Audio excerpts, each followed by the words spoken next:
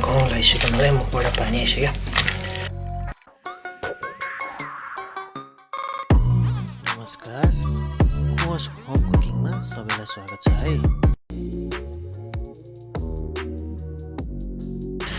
यहाँ मसँग यो 6-7 वटा इस्कुस छ। इस्कुस स्कुल नेपालीमा, अनि अब यसलाई चोको पनि भन्छन्, चोक्स पनि भन्छन् होइन, ठाउँअनुसार अब धेरै नाम छ यसको चाहिँ। अब यो हल्का उम्रिँदैछ, यसलाई रोप्यो भने यत्तिकै फल्छ पनि। र अब यो म यसलाई चाहिँ उसिनेर अनि यसलाई साट्छु म है नयाँ तरिकाले। यसको यो मुन्टा, यो भित्रको बिहा चाहिँ छुट्टै राख्छु है। अरूलाई चाहिँ म ताछेर यसलाई काट्छु म। अब सुरु गरौँ काटकुट गर्न। यसको चाहिँ यो चोप हुन्छ, अलि स्टिकी हुन्छ है, यसलाई त्यही भएर अलिअलि अहिले स्प्रे गरिदिउँ। त्यो गरेपछि अलिक टाँसिनु कम हुन्छ। यो चावडालाई पनि अब डाइस गरिदिउँ, त्यो सेतो टुक्रा बनाएर। यो भित्रको चाहिँ छिप्पिएको छ भने निकाल्नुपर्छ, तर भित्रको त्यति छिप्पिएको छैन, ठिकै छ।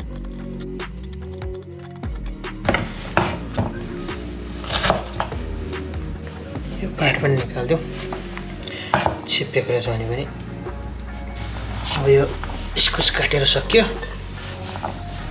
यो चावडा इस्कुस 1 किलो प्लस छ होला यसमा। अब इस्कुसलाई यो मैले पानी उमालिरहेको छु, यहाँ बोइल गरिदिउँ एकछिन।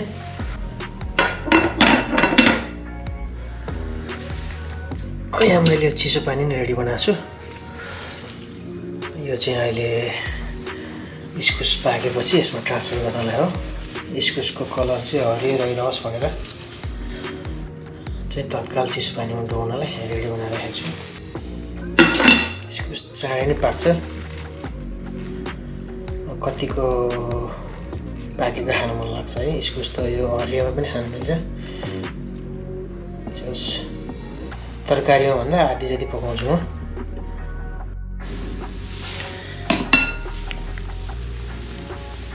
अब यसलाई खुल्लै राखेर एकछिन पकाइदिउँ। यसमा थोरै नुन पनि हालिदिउँ, थोरै क्या नुन छिरोस् भनेर, बोइल गर्दा नै छिरोस् भनेर। यो अब पाकिसक्यो, यसलाई निकालिदिँदा हुन्छ। अब चिसो पानी रेडी बनाएको छु मैले। अब इस्कुसलाई निकालेर यसमा हालिदिँदा हुन्छ। यसलाई एकछिन अझै चिसो पानी चेन्ज गर्दै यसो खुल्ला राख्दैन भयो। अब एकछिन यो चिसोमै होस्, अझ चिसोस्, त्यतिन्जेलसम्म म अब इस्कुस सान्नको लागि यहाँ मसँग 2टा कोलबिडा छ। यसलाई एकैछिन फ्राई गर्नुपर्छ, नुन बेसार हालेर, नुन बेसार खुर्सानी हालेर फ्राई गर्नुपर्छ। अनि धनियाँ, कागती, खुर्सानी छ अर्को 4वटा, यो फ्रेस खुर्सानी, अनि यो आधी प्याज पनि छ। यसलाई काटकुट गरौँ।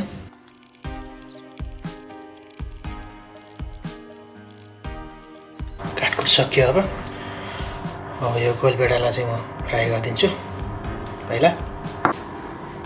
गोलबेडालाई प्यान लिएको छु, तात्दैछ यो। तेल हालिदिउँ थोरै। अब यो तेल ताते जस्तो गोलबेडा हालिदिउँ थोरै।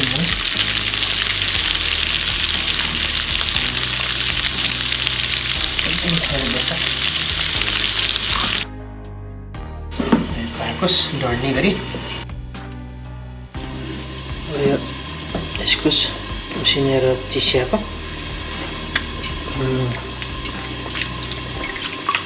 मलाई यतिकै नै मनपर्छ।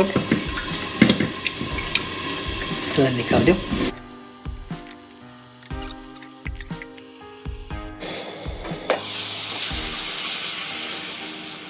पाकिसक्यो, यसलाई खनाएर राखिदिउँ।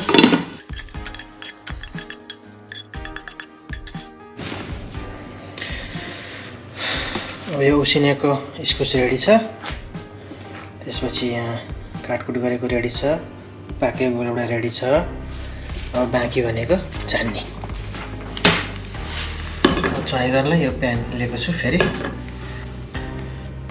यसमा थोरै तेल एकदम कम तेल तात्यो यसमा अब मेथी थोरै त्यसपछि जिरा थोरै त्यसपछि थोरै यो खरे बनाएको लसुन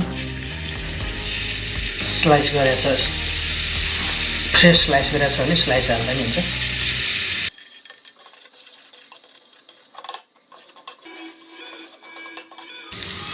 अनि यो सुकेको खुर्सानी 3-4 वटा टुक्रा पारेर हालिदिन्छु थोरै बेसार भयो यसलाई निकाल्दिउँ यसलाई सिधै जान्दिउँ हल्लाएर यसो ट्राई गरिदिउँ यसमा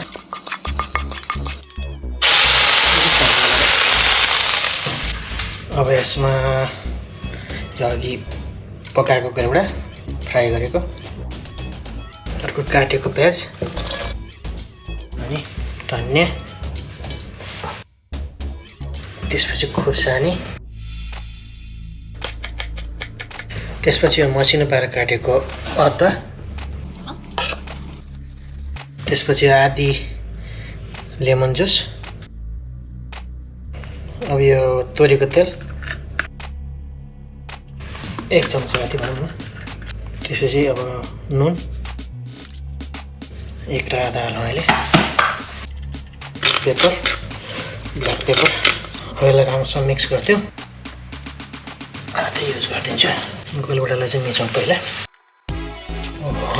हेर्दै खाउँ खाउँ लागिसक्यो मलाई मुखबाट पानी आइसक्यो मलाई चाहिँ यो मनपर्छ भित्रको बिहा यति नै हो एकचोटि ट्राई दिइहालौँ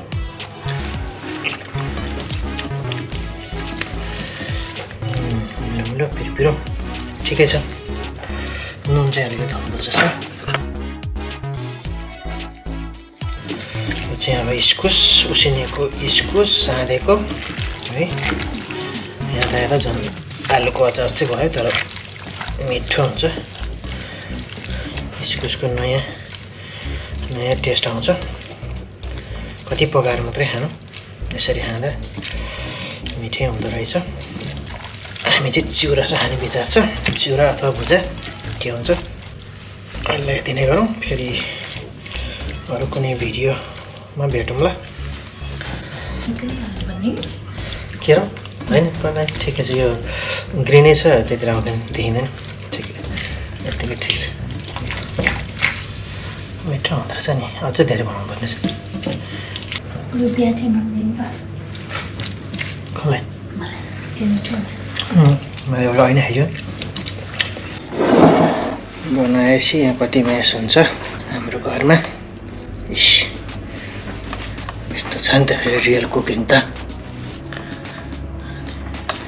कुहिएको इस्कुस पनि छ बाँकी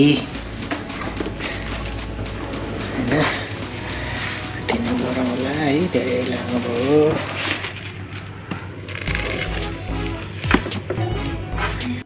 धन्यवाद यतिन्जेलसम्म यो भिडियो हेरिदिनु भयो आउँदा भिडियोहरू अझ राम्रो होस् भन्नका लागि र हामीलाई थप हौसला प्रदान गर्न तपाईहरुको सल्लाह सुझाव राम्रो नराम्रो के लाग्छ उल्लेख गरिदिनु होला त्यसको साथै कुनै पनि भिडियो नछुटोस् भन्नका लागि युट्युबमा गई यस च्यानललाई सब्स्क्राइब गर्न चाहिँ नभुल्नु होला है।